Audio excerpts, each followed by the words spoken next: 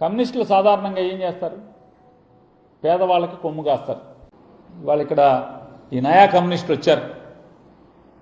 చంద్రబాబుకి వంత పాడేటువంటి ఈ కమ్యూనిస్టులు, ఒరిజినల్ కమ్యూనిస్ట్ కార్యకర్తలు ఏడుస్తున్నారు.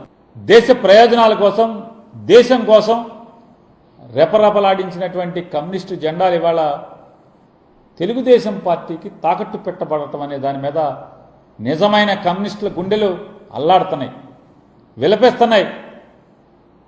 ఇవాళ ఇక్కడ భూస్వాములు, పెట్టుబడిదారులకి వంత పాడుతున్నటువంటి ఈ సిపిఐ పార్టీ నాయకత్వం, కార్యకర్తలు మనమేం తప్పుపట్టడానికి లేదు.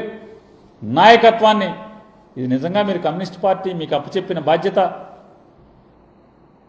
ఈ రకంగా చంద్రబాబుకి కమ్యూనిస్ట్ పార్టీని తాకట్టు పెట్టడం, ఆ జెండాకి ద్రోహం చేయడం కాదా?